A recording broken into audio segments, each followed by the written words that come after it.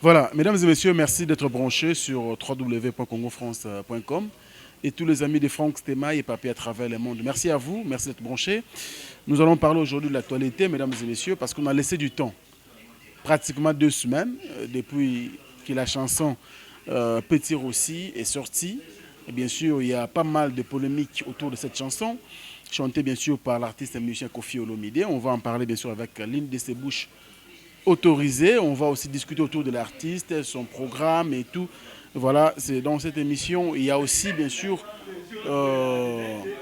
le camp bien sûr du quartier latin ou encore le staff du quartier latin qui essaie un peu de travailler autour de ces artistes. Est-ce qu'ils font du bon travail ou pas? Aujourd'hui, on va discuter bien sûr avec l'un des habitués de cette émission. Il s'appelle bien sûr Ronsard Ngoma, qui est le communicateur de ce groupe-là, Quartier Latin International. Ronsard Ngoma, bonjour. Bonjour Franck Stema. Ça va? Oui, ça va. Voilà, je sens que ça va. Mais à chaud, tu peux réagir comment? Par rapport à Batinius Wazaroloba. Moi, j'ai laissé au moins 2 semaines.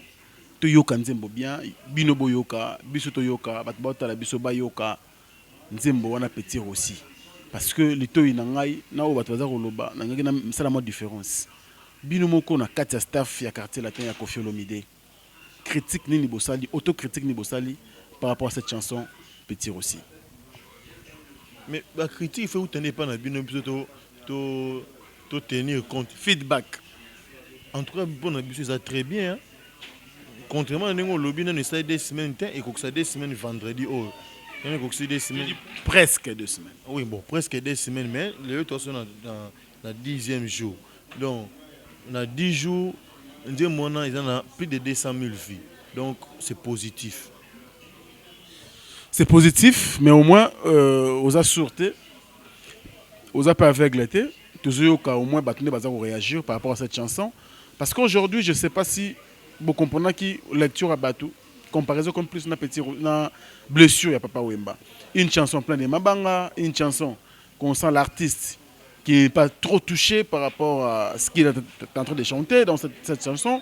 À perdre Yanaye, oui certes, mais lui-même l'artiste a reflété l'image de notre père de grand frère Naye. Est-ce qu'au moins Bino na staff, bah Bino connaît comme la Bino? Nayoki yango, mais avant na pesa mo explication na rolobana que souvent bato te balaksaka ke baza affecté nde bazaka affecté. Biso monto lobaka ke na matanga ndokinda lela mingi. Donc bato oyo balaksaka ke bango penza lokwa bakende longo na muta uti kokufa. Souvent eza nango bango te mutu bazaka pena na pasi koleka tamu ebi mutu mususu ko mona ye azo seka mais ana pasi makasi na mutema.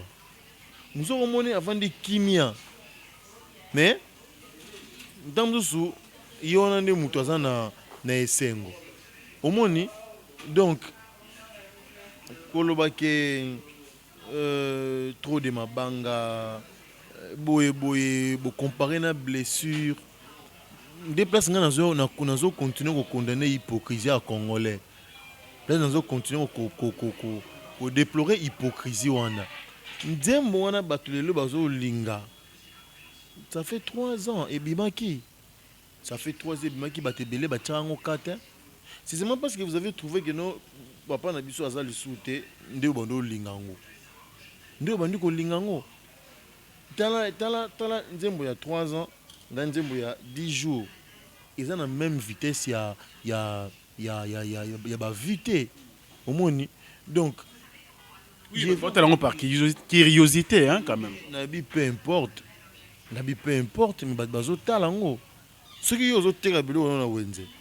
Olobake yo bilo na bazo somba ngo mingi bazo somba ngo na curiosité, yanga ezo tula po yanga bazo somba na curiosité te.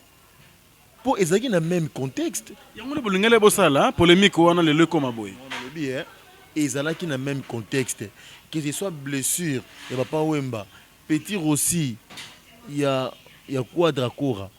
ezalaki na même contexte papa Wemba asali blessure na contexte nini baboyaki na matanga ya fevrier na biso Kester baboye abimisi nzembo blessure mon père abimisi nzembo baboyaki na matanga baboye abimisi Petit Rossi Même contexte. mais pas la chanson se différencie. Nabi bayembi bango somi balé bayembi na même contexte mais même en Gouébate. Même en Gouébate, ça dit quoi? Parce que même contexte, on a senti Papa Wemba très touché, il chantait avec son cœur, mais Koffi Olomide qui était là, Azo Yemba Naye, bon, c'est un clip, hein, Azo Yemba Naye, Dolce Gabbana, déjà selon moi. Au fond, les télévisions, au monde qui y a un Koufi, Mbala Bilamba Kouela qui a un Latina clip, Mbala Mort Béoté en bonne base. Donc, on ne sent pas que Moutou a affecté quand même par rapport à la mort de son grand frère. C'est moi qui pose des questions ça. Parce que il n'y a pas trop tard paysan yo bien go pesa scénario oyo ngaki clip wana ezalela comme ça peut-être bakozonga basala clip siko na ndenge yo lingeli. Pour ça, est-ce que bi bat mamna loba oyo ezali ba remarque bat ba komeli biso. Moi je fais mon travail pour mes internautes. Siko tika ngai na répondre au calmement. Premièrement na bandina nuna nzembo. Bolobi nzembo ngo mawate, nzembo ngo boyete, nzembo ngo boyete. Libre à vous.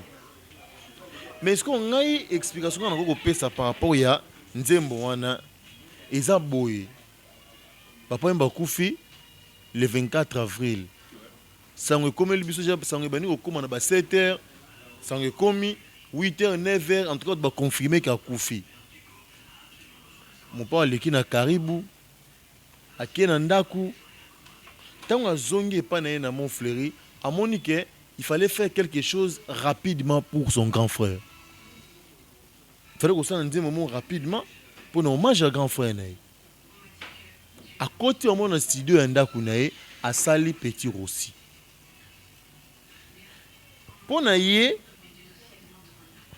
c'est pas ce qu'il m'a dit, mais certainement na ndenge nazo kanisela ndenge na comprendre elo kwango na ndenge yango pona yebi na ndenge salaki nzembo na ndenge bimaki na ntena ndenge eko bima na yebi yango mona opesa analyse wana eza selon yete mais eza selon nga et ça n'engage que moi on a loba.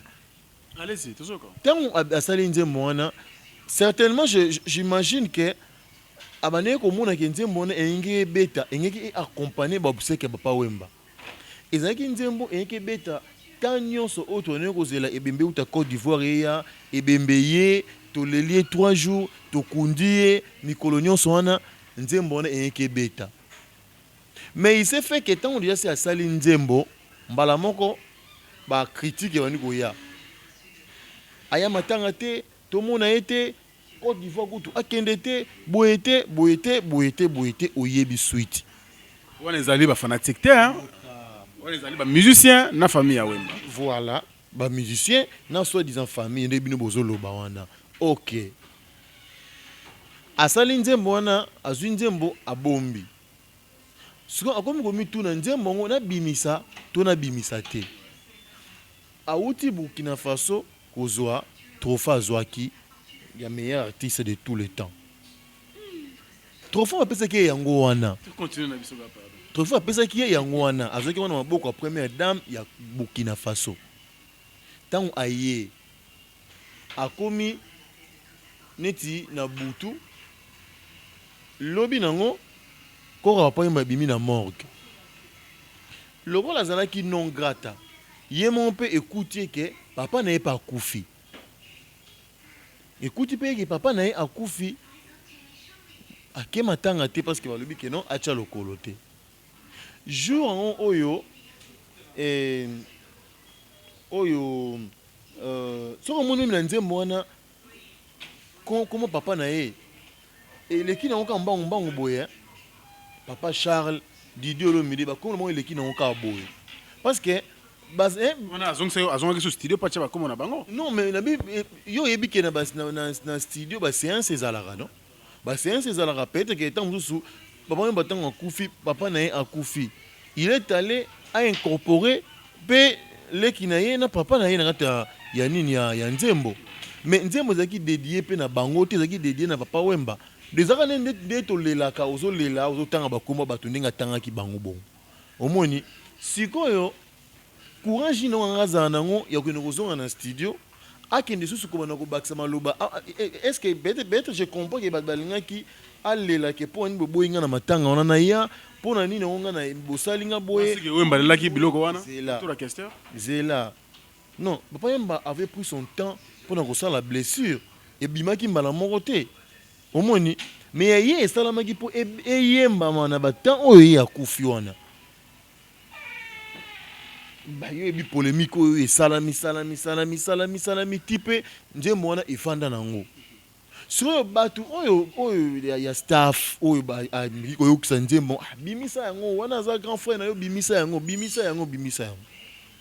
Asali clip une fois ça relaxa que nous zaki grand frère na zaki li passe na ngai bilamba ya lataki na scène ngai pe na lati ngo comme li passe na alati ngo na clip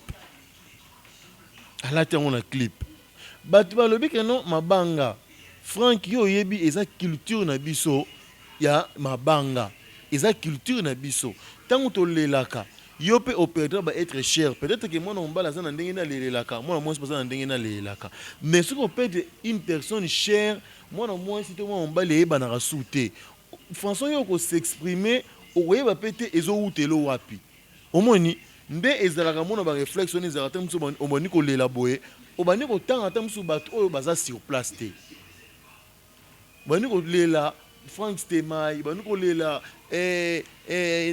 Tuturoba, bandiko lela Santa Gazadi, bandiko lela Mama Rifa, bandiko lela badnoso viens nanga Joseph Wembadio. Si vous n'avez pas Joseph Wembadio, vraiment il y a salon là, il y a la classe. Sera zala qui vraiment tana munde konayo tela tiki biso.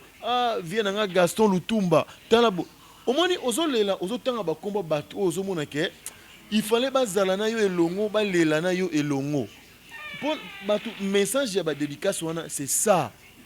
Il y a qui matanga te ayena matanga parce que lela na ye aleli bongo. Sikoyo soki ke beaucoup critiquer que parce que abora ki batu na pesi une explication que ça na kata culture na biso. Ça façon ko lela.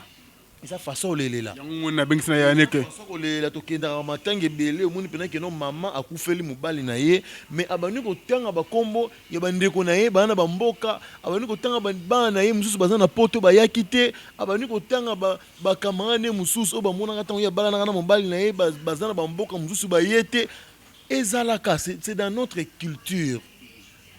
Consangoma parce que mon tolo ba ça nous engage pas ngazaka monoko mais malobeza ya batu batala rabiso mingi balobi mais pourquoi ko faire le milieu les clip na yemo côté bon na conception pourquoi aller ajouter encore Verkis qui a pendant que même Verkis batu pour le mika qui peut sourire que na bagina pour na wemba et puis le vieux qui a mongana en train de azomer la cigare na ye apparemment il était tout joyeux donc les gens ont critiqué aussi par rapport à cela on ça heureusement que lobby apparemment heureusement so le bec non azaki tout joyeux on est inquiété mais au lobby apparemment de le lobby apparemment c'est que azaki joyeux te batali cigare pourquoi nabi mais na lobby papa ba ne peut ko benda cigare mais eza nabi ba pourquoi bokonana ki ba saperté ndenge ba marchaki na sap.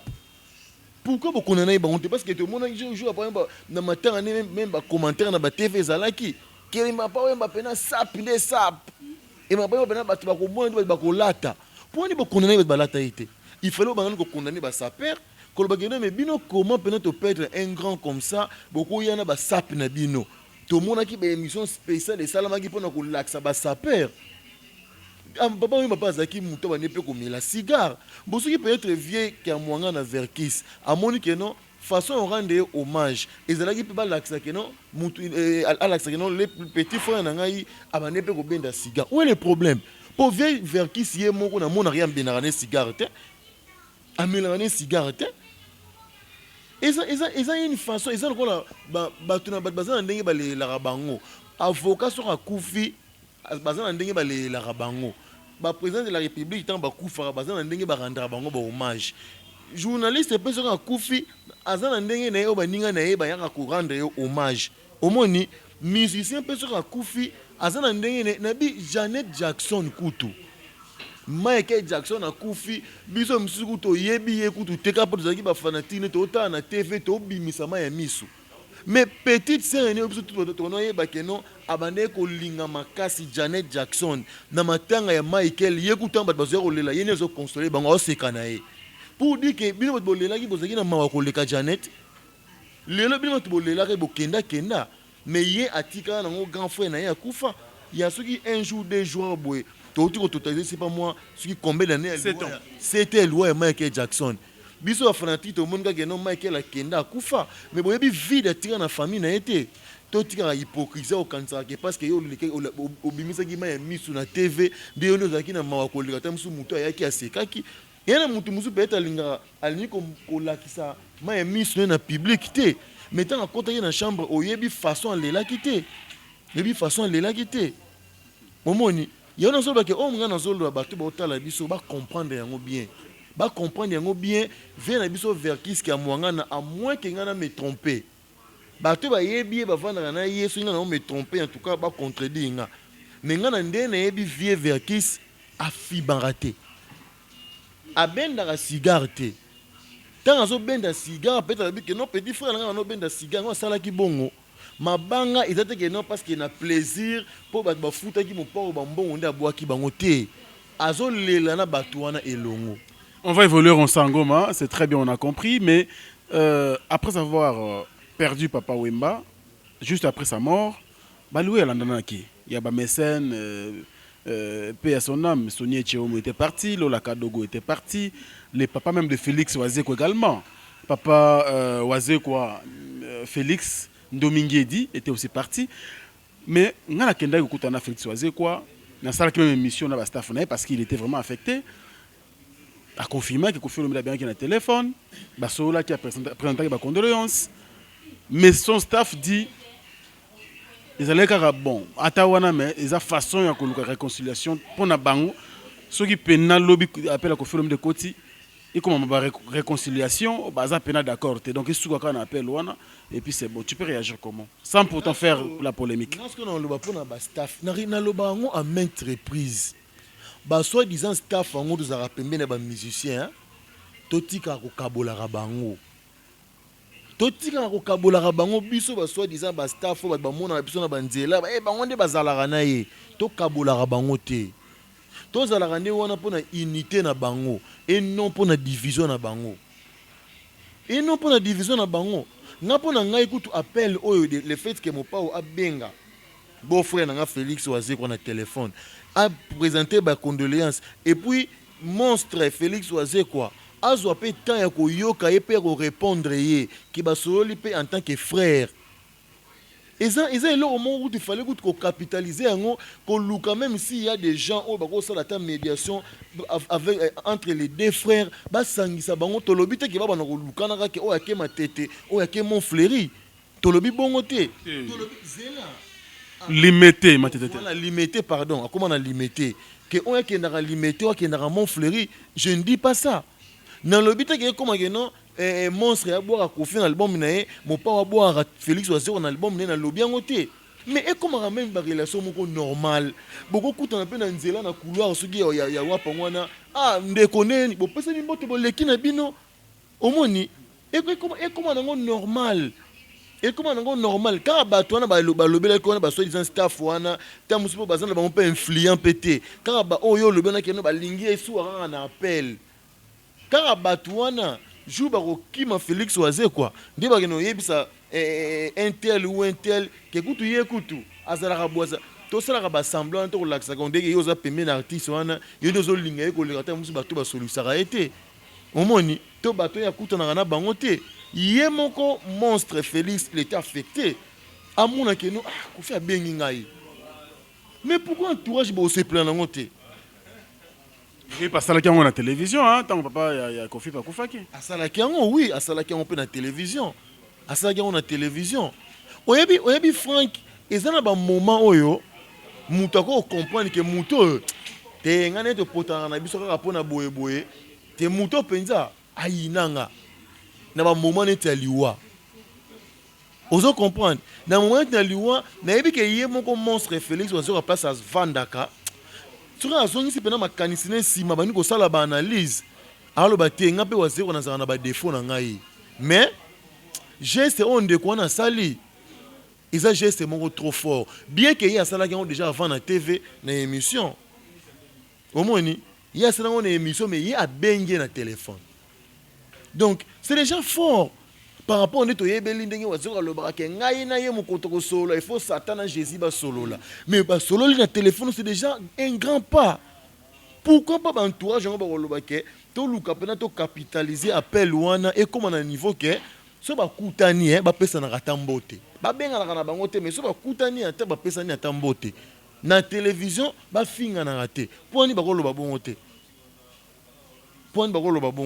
parce que bamo bayebi ke non ebandaka bien mais kosuka nango nde parce que toyebi eza nango faux débat passant tobeta mosusu mpo olobaki temps ya moke tobeta yango ya moke konsango mais toi tu yo poza parmi staff ya Koffi Olomide ndenge tout staff à Félix Oise quoi. Vous les staff qui entourez Koffi Olomide, vous pouvez dire quoi aujourd'hui? Parce que au moins biso gut dans staff ya Quadraco so to yele gut songi mingi nde yo umela no pembe enete mon pa so yele songi o umela pembe enete ibokangisa bato ndeni kasi songi ka kangisa bato ola nabi tuna bato oyo nyonso ya ebele bakabona na ye avant o bakendera ba mo finga e tuna mo fubo balobela bino vérité eza bato bayaka pembe na ye bane ko funda bato allez bato wana bango bane ko funda wana ba créer bango ba problème tant mon pas ko comprendre que a muto ane ko funda baninga yenda za mabe ba chaye le côté ba ondi ba komo kende ofinga ye.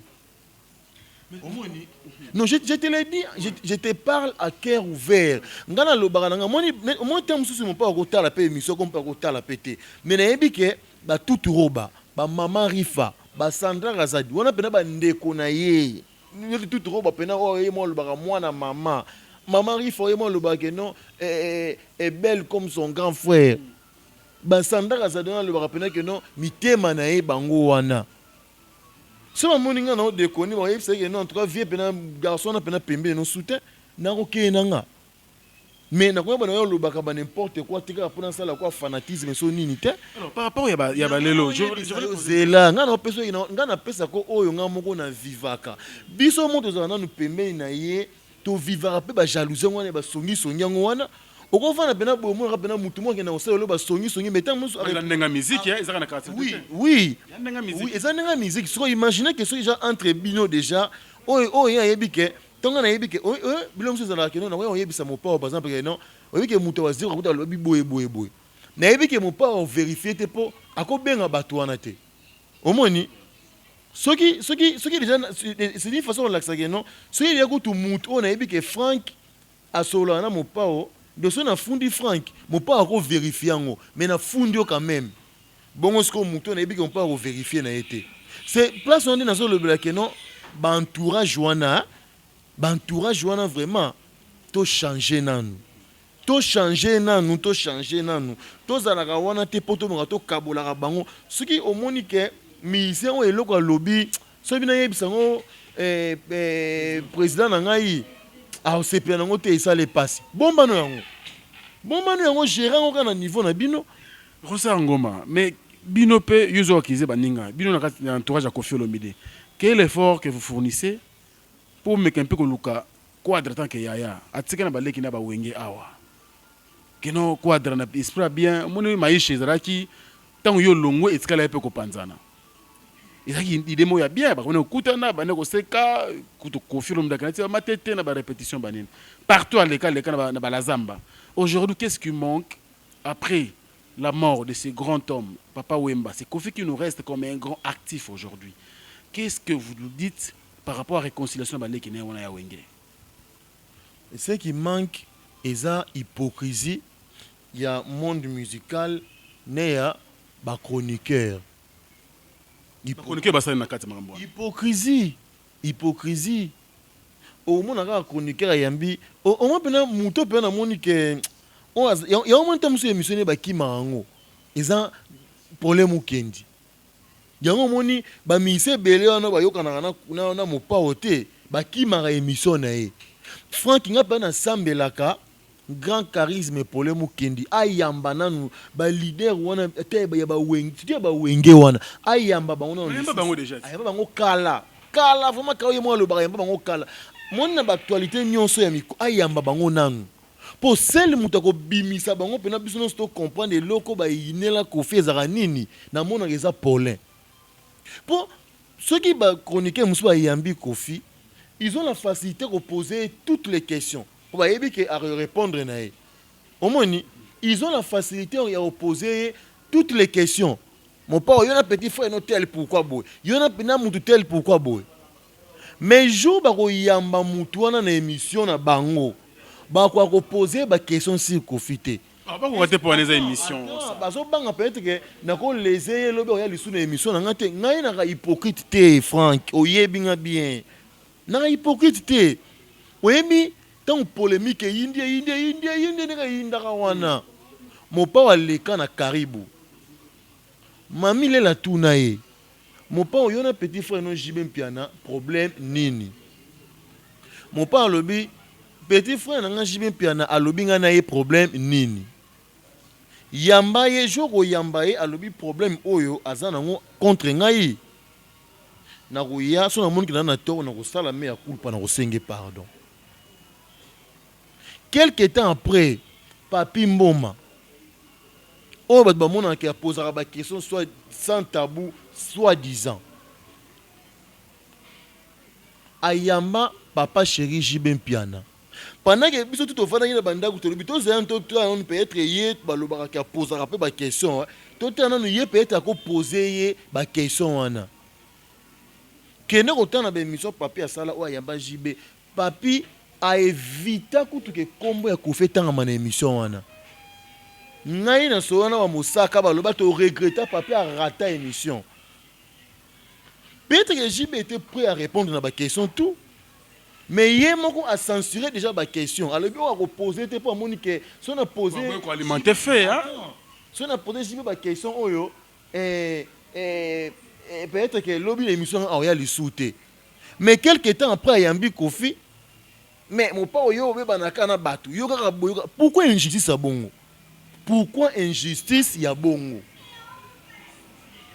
pourquoi to monique non oyambi oyo yamba etuna ye tango tunie yango mona ke mais comme ça tout n'est pas se régler à la télévision quand même Kofi l'homme de 5 ans tout le bango awa ne fils que koluka baleki na ngai ngana tikale ya na bino na actif to yo quand tout ça la bloc pour sauver cette musique quand même tout ça la émission na yo oyebisa ngai pour nini mon pao aluka grand frère ni papa Wemba te basa la réconciliation tant zaki en vie na pesa ki ba explication on lui mais non il y a zaki petit frère tant musu grand frère sali ba caprice il a fallu kende kaka OK sur yo pour nini te na ka oyo tangi on lui ki ba leki na eti sur mon pao ka yeka ne aluka ba leki pe ka aluka ba yaya. Mais bon, c'est majoritaire. Baza combien les lois baza contre Kofi? La majoritaire dans le bien, bato basala ma bena mokili baza majoritaire qui basala malamu. Ndi ya onne lobi ke non, nzamba su nzamba te parce que bato basala ma bende baleke belé. Qu'est-ce que le baracité? Que non entre tout moni mokili, bato ma bende baleke belé, yo nzamba yo lo barake non, photo sala malan tout monde que yo zana bato mukie, do yo asu nzamba te désormais s'attendre à commis pena nzamba parce que yenda zana bato belé bongo. Tout la musique on ça. Non mais na peso musique dans la réalité nango. Exemple wana. Na peso exemple wana. Pour ceux qui bango ba ceux qui bana bien, ceux qui bango ba yebike, mabe o mo pa sala moko na moko. Tant bolira na ba émission boyambi bango. Mais on pa sala bino nini. Te ngai pena Joana Viewana asalanga boya. Mo pa tango yo kango na ndenga na yebeli ve na biso akoya pemba moyo akopesa aya ko répondre. To akobenga mamu mutuana pour ayebisko eloko e dérangera mutuana contre ye. Mais déjà du moment où batango balobara na bango te il faut luka yebat. Mais papa wemba kufi Frank na yebisaka yo asalela bango tout ba texto ba répondra été asala nini. Ko basala nini? Akomi bango ba texto to bosa nanu ba différent na biso to bosa nanu ba makambo to zalaka nango to kuta nanu to sangana to yeba to lela papa wemba ndenge nini ba zapa e ba kipa ete quoi ça ni asala nini Tout le monde a répondu.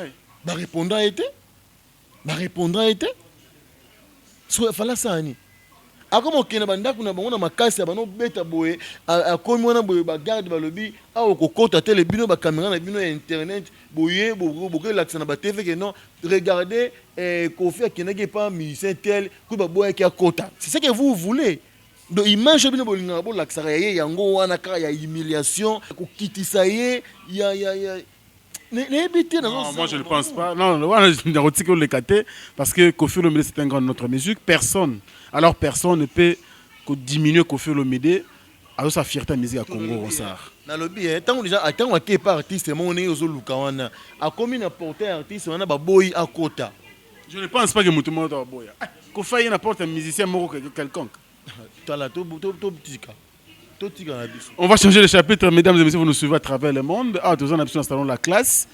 Et puis, il y a le boss Joseph Wembadio. Il y a pas un Mafumbe. Et ça, les bien nous conduisent cette émission, mesdames et messieurs. On s'en goma. Nous avons changé de chapitre, de partout à travers le monde. On a besoin de la vérité sur l'artiste Kofi Olomide. Mais ce qui m'étique, moi, tel que je suis là, Steph, et pourquoi nos amis qui sont en Europe, tout le temps, ils ont la carte à fistuger les journalistes. Je cite Angelou Central. Peter Luunga, a bandaki mon bongo, mais comment comprendre la réalité. Angelou Central, c'est un Camerounais. Il croit vraiment être à la place des Congolais. Il y a l'ingé Kofi Minko le Kabiso Moko. Il y a un peu de Angelou Central. Pourquoi préciser que Angelou Central est Camerounais? Pourquoi préciser? Parce qu'il y a des bits. Mais je suis journaliste quand même. Mais ça fait quoi? Donc par là, tu veux dire qu'il y a contre il donne l'impression, c'est comme celle de Kofi Kolekabiso. C'est que je veux pas. Mais oui. Non, ça, non, je tolère pas ça. Il aime Kofi plus que beaucoup de Congolais. Oui. Angelou Central aime Kofi Olomide plus que beaucoup de Congolais. Plus que Bisso Belé, tu as un entourage à Kofi Olomide. Biso on a bino na staff na bino oui mais je ne pense pas que biso on a qui ça on a basuka sanja dozara na ba enveloppe Angelou Central azara na ngota ay binenga liaka comme ça bon ce qui a binenga liaka wana yone yona yé ce qui a binenga liaka wana yé Peter Lunga para na salaire te parce que Peter ali rendeni bon je vais traiter bon ben artiste hein tam suyo oui baté non mais to bomba na makambu te to bomba na te. En tout cas, ce Peter Olier au bon belanga vraiment n'a évité. Mais on est à la non petit vient à quoi pesa et à la ranango. Mais que open est à quoi biso a et à la que souka sans autres contacts mikolo bango bazaranango te. Donc ce qu'il fait c'est d'abord l'altruisme. C'est d'abord l'altruisme. Donc ko vilipande bokolo bageno Angelou Central boso talipe même na ba commentaire ba émission ya ba nini batu mingo te mususu ba défendre rapé mon pa ils mingi ba étranger yo ebisanga ba bengo na ba ivoirien ba bengo partout ba bengo na par rapport ya Kofi par rapport à artiste mususu te parce que je veux pas que batba mona kendre Kofi so lingiete ça je ne veux pas cette image ce que bien est-ce que faut pesa image wana na bato ngo wana bo pesa bango image wana que non bino mutu bobengaka biso bokanisaka keno bino bolinga artiste na biso koleka biso aza ya biso tolingaka ye koleka bino do bino bokolinga na bino ye po aza international mais boyebake biso tolingaka koleka parce que asa la fierté na biso c'est un Congolais avant tout voilà mais du moment où ce que bino mo ba Congolais bozo rejeter ye bango basala nini biso beto bano critiquer ba américain mais pourquoi Michael Jackson karaboy Michael Jackson a violé un mineur. Michael Jackson a l'accès moi le collège Tachboy. A porté plainte. Mais finalement, les Américains ont ligné Michael Jackson. Michael Jackson nous un peu noir. Il y a un autre en Afrique. Nous sommes tous dans la biseau. Toi non le bangote. Mais si Michael Jackson a koufa. Le monde entier, surtout biso et Kamusara bisoté. Mais peut-être que certains Américains comprennent la grandeur de Michael Jackson. Banda mokile banda bananzamba kila mokila kila Adam na Eva nanu to yoka e bembeza na droit d'entrée. Et puis droit d'entrée on était que non guichet moi ça quelque part kuno que somba billet pour kota e bemba Michael Jackson. Bazo somba billet wana na internet. donc so batali kombo no batali yo catégorie na yo ekokota na matanga wana te atoza na mbongo no batekelo billet te jamais ezala bana monde ezala monde même ebimba Jésus Christ ezala na droit d'entrée te mais yango nesko ba américain ba vanda baloba c'est que muto zara na ye omona lelo bango no so batikali na États-Unis wana ou ba Jennifer Lopez ou ba nani moko soute akoza honneur ya Michael Jackson na États-Unis wana ba musicien wana moko lisute neti biso la papa yemba honneur azui moko ta ozongo koto ke na polémique wana nte c'est polémique je donne un exemple jusqu'ici bana to no kufela ba musicien moko ta zui ba honneur wana atuka il faut même polémique comme ça pour nga photo sona na lobby na ba américain si peut-être que Amérique recommence soki ndenge nini en tout cas ba ozo artiste était oyo akolela maloko à Michael Jackson omoni mais biso la porte n'est pas fermée en tout cas pas dans biso la porte n'est pas encore fermée elle n'est pas encore fermée. Voilà, merci, nous continuons, mesdames et messieurs, vous nous suivez à travers le monde. Je dis un grand merci à Mercico, la première dame de Lausanne. Motema ya fait nanga go Belisha, prêtre ya Rosaranate na Suisse. Ba para ya Andy Rich Louawa, un enfant pas comme les autres. Merci beaucoup également à mon vieux Gauthier Mascotte, le boss idéal. Je n'oublierai jamais Keno Mukena et aussi Noël Okito Black Dedon depuis Londres. Merci également à Coco Arafat Makizembe qui nous suit. Et merci encore une fois de plus à Fiston Bowell, tonton Newlook depuis Bruxelles, qui nous suit avec beaucoup de plaisir. Merci à mon ami Junior Mbala classe Yaota Labiso depuis Hollande. Merci beaucoup Mboka Miliki. Merci à Plata Swag. Merci beaucoup Nabande Konyo sur Tertio Moukou, mais très bientôt à Kinshasa. Tout ça Nabiso Fête Nengala Kaka. Merci. Nabato Linga Franck Stema. Je n'oublierai jamais Fanny Bongende qui nous suit depuis Paris. Merci en tout cas à tous mes condoléances, bien sûr à Jolivette Nsamba qui a perdu sa grand-mère. Merci beaucoup. Vous avez belé Botalabiso avec beaucoup de plaisir. Djongonda Imen la taille avantageuse. Merci beaucoup également pour le soutien mon vieux. Vous avez ébélé au Bolinga Franck Stema à travers le monde. Et puis Mingi félicitations à mon ami parce que bébé Botami, hein, il a bien créé l'acteur principal, bien sûr Fabien de Bilto. Merci bébé Botami na Kinshasa to Monique. Bien sûr Roya. Tout ce là koya ya bébé na mokili na biso. Ronsar Ngoma. Tu continuer na biso, ben tu aurais ba nungu nungwa que Cindy le cœur suspendu. Est-ce que c'est vrai ou c'est faux? Siko omoni ce que genre nungu ya onde olingi to tika bat ba lecture na ba internet. Genre ya nungu c'est une question. Na lobby genre ya nungu oyo nde olingi ba tika ba lecture na internet. Non lingi. Bino bolingi po yo mto défendre ki ba confrère na lobby na Angelo Santos. J'ai défendu le travail comme ça. Il faut comprendre les choses. Bon, contexte, noir là, mouton noir. Non, je défendis le travail. C'est vrai qu'il y a des bavures, il y a des problèmes qu'on doit régler, qu'on doit traiter. Mais je défendu, ben oui. Certes, mais pas vilipender notre travail parce que c'est mon travail, c'est mon métier. On n'a pas vilipendé votre travail, mais on a vilipendé tous ces moutons noirs. Ça, je suis d'accord. Au moins, lorsque l'on opposé comme Cindy Azaki suspendi na motif nini. Pendant que Moutouana ou a titré en bongo, azo titré, pour un Cindy bazo sepelisa ba Gabonais na podium, bazo bête musique. Hier qu'on a titré Cindy le cœur suspendu. Azerani suspension Cindy le cœur. Azelarango.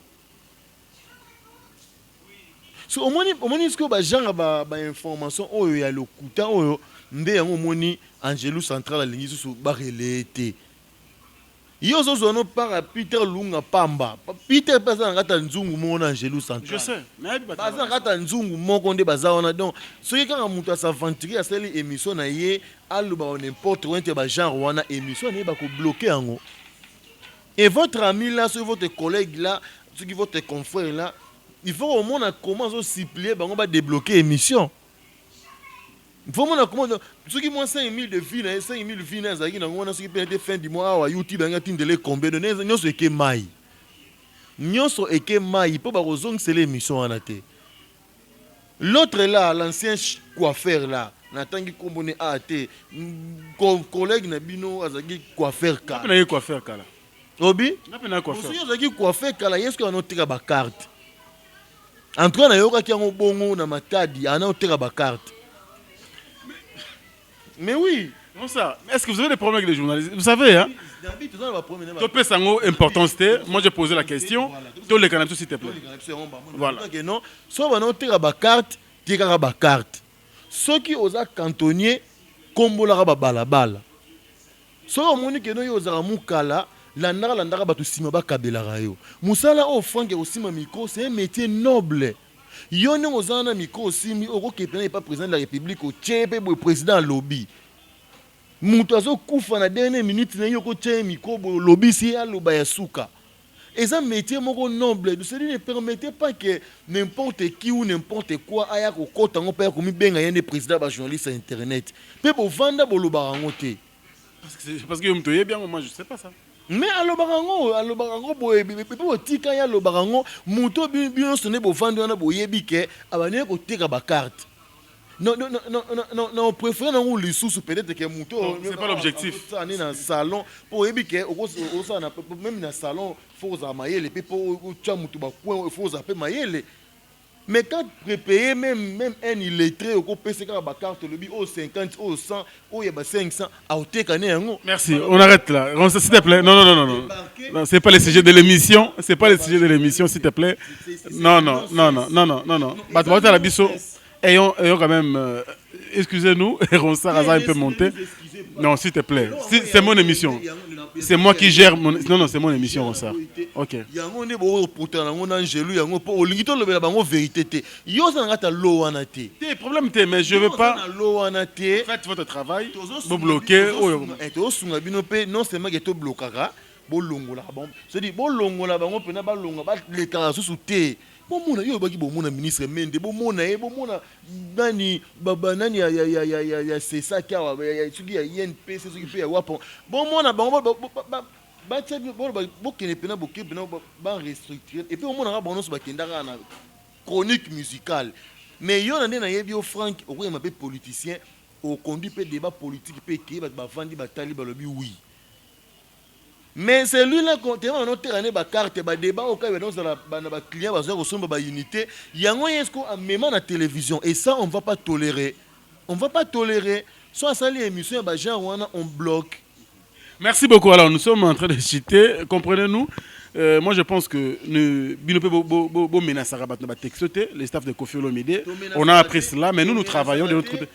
Non, s'il te plaît. Je vais te donner la parole. Merci. Voilà, donc nous sommes là en train de travailler. On va assainir bien sûr notre secteur parce qu'il y a déjà une structure qui est en train d'être montée. Bien sûr, par rapport, il y a Moussa Rosala, parce que oui, nous sommes sur Facebook, nous avons filmé, à poster. Il n'est pas journaliste, nous sommes compte, il n'est pas journaliste. Mais nous allons nous adresser à bateau, à la site, c'est parce qu'on a besoin d'engager des journalistes qualifiés, bien formés. Voilà, pour le cas par Bisson Ajimelco, voilà, association des journalistes de médias en ligne du Congo. Déjà, structure, déjà c'est bon avec la justice de notre pays. On va travailler avec la police, l'ANER et puis voilà, le gouvernement parce que déjà petit à petit nous sommes en train d'avoir les autorisations. Travailler avec nous, c'est très bon. Mais moi je pense que nous allons aussi défendre nos confrères et nos consoeurs. Oh, il va peut-être menacer. Moi j'ai appris cela parce que Théosa Moussala, Théosa Moussala. Aronsar, on a presque tout dit par rapport à l'émission Lelo. On a essayé un peu de prendre l'actualité. Mais l'artiste Koffi Olomide se trouve où? Présentement, il est chez lui. Dans 2 jours, il sera au Grand Kivu, nord et sud. Il va prester à Goma et puis à Bukavu pour les festivités de l'indépendance. Et puis juste après ça, il revient à Kin. Et il y a d'autres productions qui sont annoncées au Kenya, au Soudan, un peu partout à travers l'Afrique. Et on va aussi chercher quelques dates comme ça pour satisfaire tous nos frères et sœurs qui viendront de l'étranger et qui seront en vacances ici à Kinshasa. Déjà, ouais, mais ici à Kinshasa, il n'y a pas encore de date jusque-là. Non. D'accord, on va chuter avec cette émission, mesdames et messieurs. Nous remercions bien sûr Salon La Classe sur le rond-point Willery. Bien sûr, merci également à Coup de Chapeau. J'espère qu'il nous suit depuis l'Europe, mais c'est Joseph Wembadi qui est l'initiateur et le patron, bien sûr, de cette émission. Pourquoi pas les gérants Gaston Lutumba. Merci beaucoup. Tout à travers le monde. Je n'oublierai jamais mon patron. Monsieur Josué Didi Dipumba, Papa Nadjo c'est Dipumba. Avec plaisir, Nabandegonios, à travers le monde. Continuez comme ça, nous soutenir. Et ça va nous faire du bien. Ronsango m'a peut-être un dernier message à lancer. Nous avons à travers le monde, ça va bien. Message par rapport à l'émission à Lelo. Tout d'abord, merci. Et nous avons moni tant de actualité il y a mon pao. Ils ont belé l'actualité, ils ont belé. Maman Chalamon, on a belé nzembo mon pao. Maman Chalamon a rendu hommage. On a rendez-vous dans match à la moine, ils ont concerné, mais ils ont concerné bateau, contre mollet, maman. Donc, nzembo ezali mais bazo qui ne ça la promotion dans côté parce que ils ont un avantage à Kofi et on a moyen ça la promotion dans ezate mais biso monde zo bunda tous promouvoir nzembo en match à la moine et aussi parce que ils ont tenté au monde qui ba jeune bazana ngaya aboye bato oyembela mopa o nzembo oui bato oyembela nzembo bango baza les 4 étoiles bango ba 4 étoiles donc ba bien bango groupe 4 étoiles. Donc groupe 4 étoiles wana bayemeli mopa o nzembo nzembo moko so yoki yango Frank o sepela nango makasi basali pe déjà clip nango bayete bazana montage ya clip dès que clip na Kofi Central non baza même pas na contrat na Kofi Central bavandi kaka bamoni mama tshela mona ninga yembela ye mopa bambo koti batali injustice oyo mutango azo subir pour anini kaka ye pourtant ne vous plaignez pas trop, c'était un grand coup il y a ça la promotion de musique des bango ils ont pensé bon basala nzembo et tant basali nzembo bayokisi biso yango tout le monde que non c'est une très belle chanson tout ça la promotion nango donc Angelou Central Peter Lunga bazo la clip basala promotion nango et j'ai dit Frank anagata salon la classe to vandia wa bandeko nyonso baza na kati ya salon awa bandeko nyonso mibali na basi tokuti awa batala bana mibali o bien lelo parce que dans quelques temps dans quelques semaines bana mibali bato robeta lisoro na bango pour nzembo wana basali ngane na yoki yango Frank dona ndenge bazosalela clip je te dis que bato barobeta lisoro na bango awa na kati ya Kisasa o barobeta lisoro na bango la promotion mais entre temps sur nzembo ya frère de terre ils sont déjà en ligne ils ont dit mon papa yembeli ba héros ba Nelson Mandela bato ba marquant marambo racisme quoi nani Martin Luther King donc après ils ont dit moi yembi ba genre ya ba racisme ils ont genre ils ont le canal trace et puis déjà en ligne donc bato kota na nini ya na site ya 13e apôtre ba kota nzembo ils allaient pe entre temps pe promotion il y a 13e apôtre pe il a toujours bon continuer et s'il y a d'autres informations d'autres actualités tokoya malheureusement déjà vous savez que notre temps exact na lingata bilongi na bango ba mona ta bilongi revenir parce que temps au travail clip temps aussi ça clip na bango oyamba bango pena na exclusivité toute une émission bazo temps ko s'exprimer bazo pena temps ko loba comme ça ba tu ba yeba bango penza tu ba yeba bango et merci beaucoup na bato sur batali biso merci beaucoup na Eba Georgette à Kisi merci na Yannick Mayemba na Londres Précieux les jeunes Pato Fabrice Kava Hercule Sarkozy na Paris Kalou Djikamanga Patrick Ferrari F Sarkozy Israël na staff na biso ya Kofi Central Tuturoba Sandra Kazadi Maman Rifa Angelou Central, Peter Luanga, Pato Central, tout ça souvent Fidel Kinata Kopi, Docteur Ben Saï, Azali nae Docteur Ben Saï, vient Jacques Mbosso, na Suisse na mwasi nae na pesi bango mbote bato nyonso batali biso ta musu ba kombo et kimi en tout cas prochainement mais on est de cœur avec vous et surtout encore dans quelques jours famille ya le quadre kora bazuya vacances na kin ye mon grand prêtre mère alia na bana nyonso de Liston Del Pio le Mourine puis Saint James bazuya na kin na vacances et Nebiki pe tout droit pas zoya, abaki pas zoya, tout droit pas abaki zoya. Je connais le basandaka za di baroya, mangi faut pas yara yara na. Donc on a le balelo ya ngwana. Merci merci na salon la classe pour chaque fois to yaka ba boye la bisoté hein. Na ye moko boss ya salon la classe Joseph Wembadio. Vraiment merci beaucoup. Même na gérant Gaston Lutumba merci. Et nous sommes à peine na poto tout boya. Ce qui boye na bi une semaine après so nbo kata suki na bino vraiment boya na Willery awa kaka don na ko kaka ya Willery awa so boye beaucoup ta batu moko posé batu moko poli batu moko éduqué batu moko civilisé beaucoup ta pena salon pena na ba norme o penza o ya ba salon bo mona kana ba château d'eau ya onka beaucoup ta pe awa coup de pe musu pe ta musu pe o eleki na ngo pe kaka. Merci beaucoup mais bande on a biso na to loba ya 4 étoiles pour découvrir bango taba ko sala scope na sortie médiatique na bango ba ko découvrir bango ba tuba pesa bango pena chance bo pesa bango pena chance parce que mon papa lingi a pousse pe bango et bino pe bozala pe wana poto tindika bango elongo pour etombola pe ka musique à Congo et merci encore une fois na ba tuba tali biso et surtout na yemoko le quadra cour abada yene pena tikala. Merci beaucoup Agbada Tikala, c'est vraiment Emma Lobasuka Yaronsa Ngoma. Merci beaucoup Nayo, merci Nabandego tout Batali Biso, merci à tout Roba. On a arrivé nangai, on a bien reparti tout sur la calmement dans WhatsApp et ça la Biso bien 4 étoiles également va jeune. Je pense que prochainement pour découvrir Bango, ils en ont normal, tout ça la Bango tout soutenir P jeunesse, c'est très important et tous les amis qui travaillent ici bien sûr. Dans le salon de la coiffe, tout le monde beauté, vraiment belé, mais très très posé. Et ça les bisous.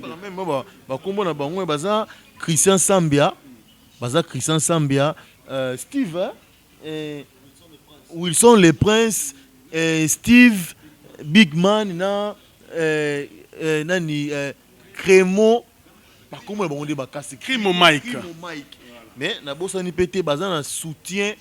Ya makasi ya zaina mwana mvama ba jana soutien makasi ya zaina mwana mvama à part non staff ya mopao ya nini vraiment bazana soutien na ye abaki pena suka komi na kin a luka bango ba on a to tanga na ba docteur Ben Saï même ba vieux William Musheni en tout cas on a largement débordé ensemble merci beaucoup na bande quand même fidèle kinata bocha bango pena maboko pour to kende na bango ko ba osa la fierté na biso po ba rendre hommage na icône au na Congo a musique. Merci beaucoup. Alors nous sommes à la fin, mesdames et messieurs. Il y a Congo, il y a musique au na Congo. Moi je pense que tous les musiciens, et nous sommes là pour soutenir. Nous ne sommes pas là pour faire la polémique. Donc voilà un langage que mon invité et moi je fais que poser des questions pour SMS et puis les réseaux sociaux. Merci beaucoup à Hilaire Clark Ngoma d'être là à la réalisation, mais également à la prise de vie. Merci à tout le monde. Vous suivez Congo France. Restez branchés et à la prochaine. Au revoir. Congo France.